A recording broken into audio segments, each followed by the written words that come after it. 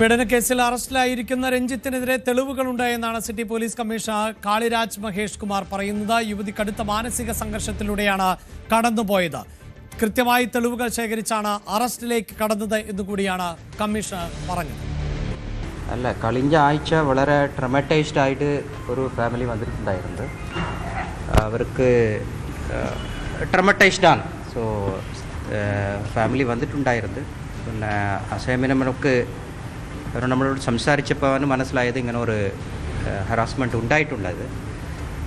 പിന്നെ വളരെ സെൻസിറ്റീവ് ആയതുകൊണ്ട് അന്ന് തന്നെ നമുക്കൊരു SIT രൂപീകരിച്ച് വുമൻ പോലീസ് ഓഫീസേഴ്സാണ് ഇനിഷ്യലി ഇട്ട് പിന്നെ അവരുടെ സ്റ്റേറ്റ്മെൻറ്റൊക്കെ റെക്കോർഡ് ചെയ്തിട്ട് വളരെ ഡിസ്ക്രീറ്റായിട്ട് നമുക്ക് കുറേ വെരിഫിക്കേഷനും ചെയ്യാനുണ്ടായിരുന്നു. ഏതെങ്കിലും ഒരു ചില ആൾറെഡി നോൺ കേസിലുള്ള ആൾക്കാരുടെ സെലിബ്രിറ്റി ആയതുകൊണ്ട് നമുക്ക് കുറേ വെരിഫിക്കേഷൻ ചെയ്തിട്ട് പിന്നെയാണ് നമ്മൾ മുൻകൂട്ടി പോയത്.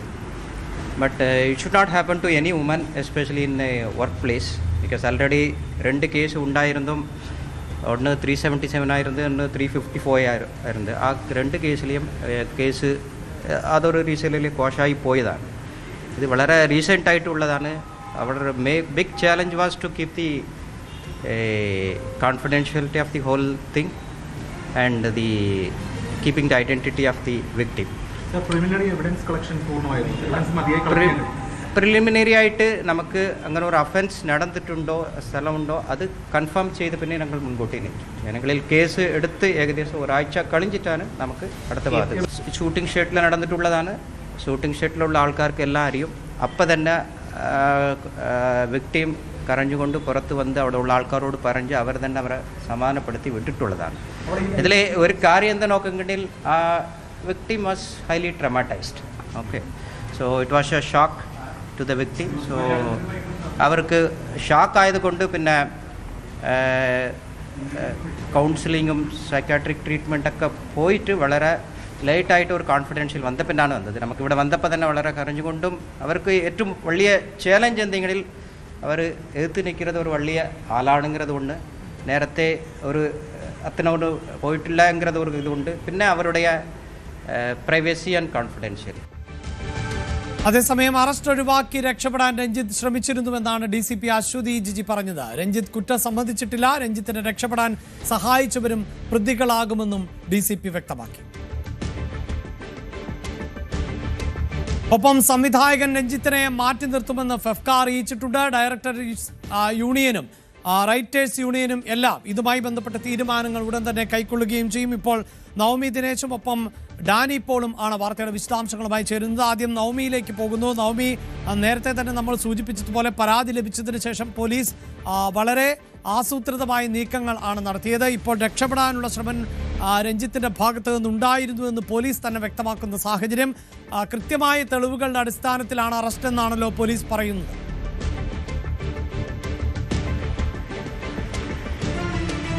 അഭിലാഷം, നമുക്ക് ഈ കമ്മീഷണർ പറഞ്ഞ് അവസാനിപ്പിച്ചടുത്ത് നിന്ന് തന്നെ തുടങ്ങിയാൽ എതിർഭാഗത്ത് നിൽക്കുന്നത് അതായത് ഈ അതിജീവിതയുടെ എതിർഭാഗത്ത് നിൽക്കുന്നത് വലിയൊരു ആളാണ്, ശക്തനായിട്ടുള്ള ഒരാളാണ്. സിനിമാ മേഖലയിൽ വർഷങ്ങളായി വേരുറപ്പിച്ച അത്രയേറെ സ്വാധീനമുള്ളൊരു വ്യക്തിയാണ്.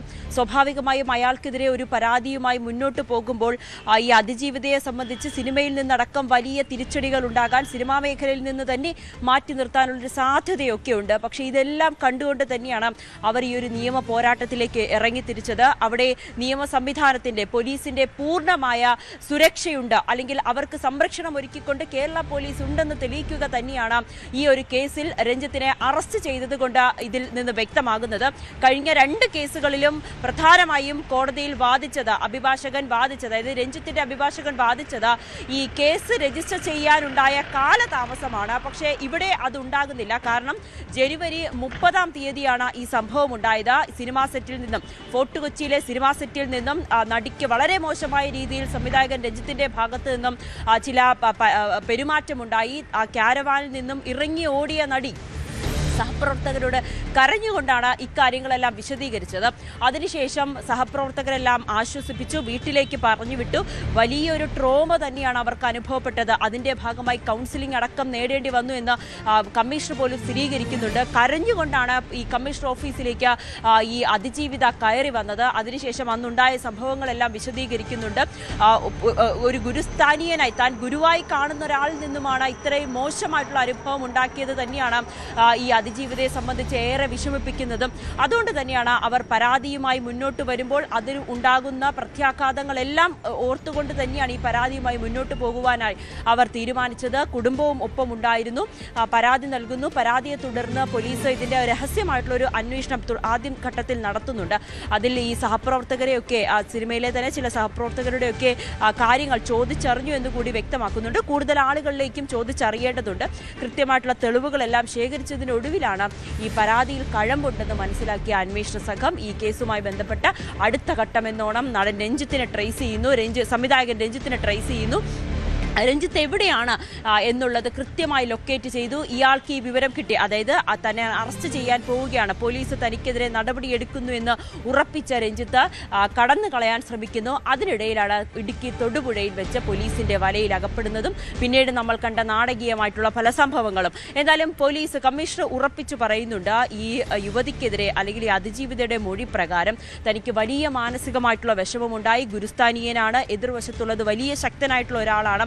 അയാൾക്കെതിരെ ഒരു നിയമ പോരാട്ടം നടത്തുമ്പോൾ ഉണ്ടാകുന്ന എല്ലാ കാര്യങ്ങളും അതിനൊക്കെ അപ്പുറത്തേക്ക് തൻ്റെ ഐഡന്റിറ്റി വെളിപ്പെടുമോ, സമൂഹ മാധ്യമങ്ങളിലടക്കം അല്ലെങ്കിൽ മാധ്യമങ്ങളിലൂടെയൊക്കെ തൻ്റെ ഐഡന്റിറ്റി വെളിപ്പെടുമോ എന്നൊരു ആശങ്കയൊക്കെ ഉണ്ടായിരുന്നു. അതും കമ്മീഷണർ മാധ്യമങ്ങളോടായി പറഞ്ഞു.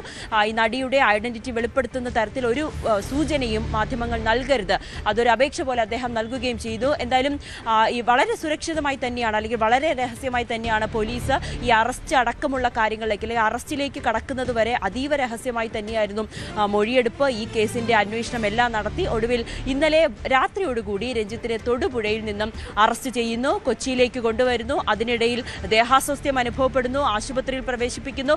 ഇന്ന് രാവിലെ 7 മണിയോടുകൂടി ജനറൽ ആശുപത്രിയിൽ നിന്നും മജിസ്ട്രേറ്റിന്റെ വീട്ടിലേക്ക് എത്തിക്കുന്നു. മജിസ്ട്രേറ്റ് ഈ കേസിൽ കഴമ്പുണ്ടെന്ന് കാണുന്നു. പോലീസിന്റെ റിപ്പോർട്ട് വിശദമായി പഠിച്ച ശേഷം, റിമാൻഡ് റിപ്പോർട്ട് വിശദമായി പഠിച്ച ശേഷം മജിസ്ട്രേറ്റിനും ബോധ്യപ്പെടുന്നു ഇത് ആദ്യത്തെ സംഭവമല്ല, ഇതിനു മുൻപ് ഉണ്ടായ 2 കേസുകളും മെൻഷൻ ചെയ്തുകൊണ്ട് തന്നെയാണ് റിമാൻഡ് റിപ്പോർട്ട് പോലീസ് സമർപ്പിച്ചിരിക്കുന്നത്. അങ്ങനെ തുടർന്നാണ് ഇപ്പോൾ റിമാൻഡിലേക്ക് പോകുന്നത്. 14 ദിവസത്തെ റിമാൻഡാണ്.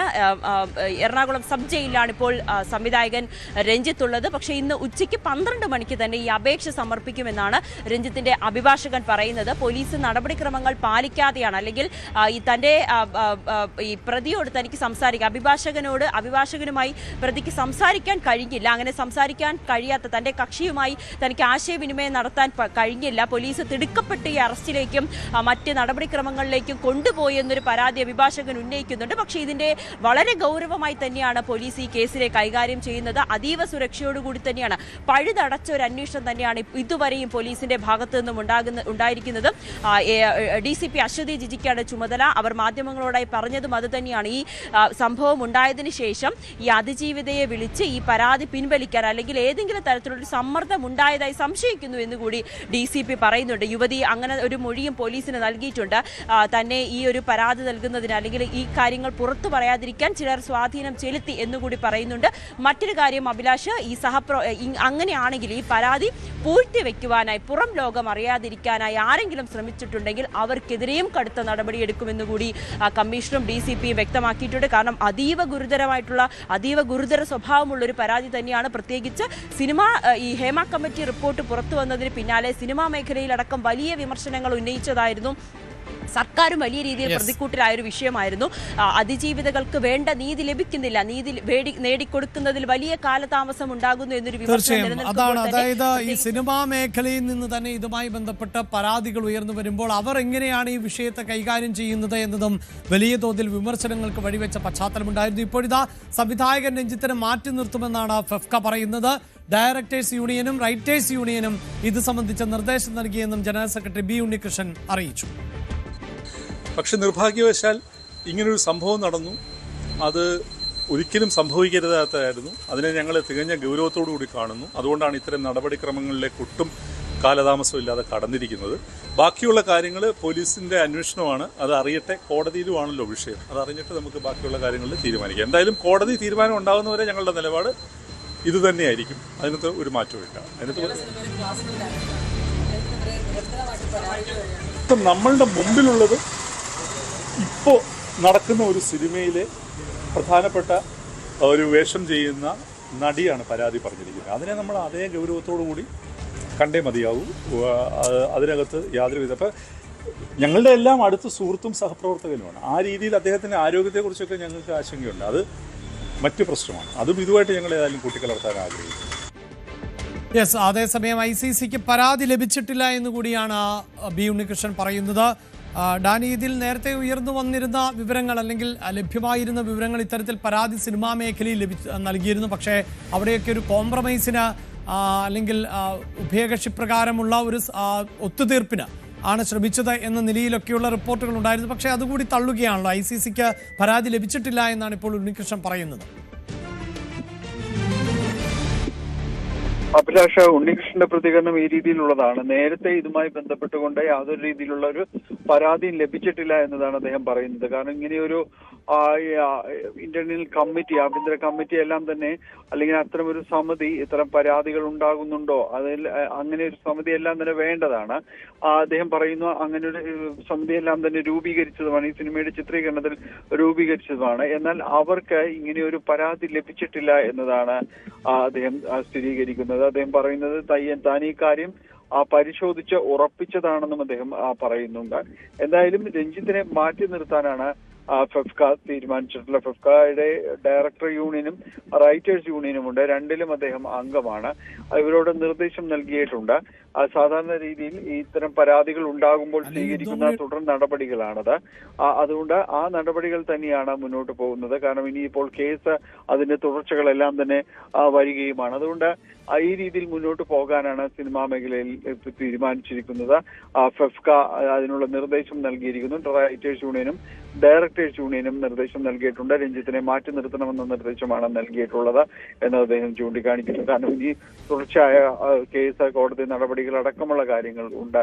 അതുകൊണ്ട് തന്നെയാണ് ഈ ഒരു തീരുമാനം എടുത്തിരിക്കുന്നത്. മുൻപും അത് തന്നെയായിരുന്നു എന്നാണ് അദ്ദേഹം ചൂണ്ടിക്കാണിക്കുന്നത്.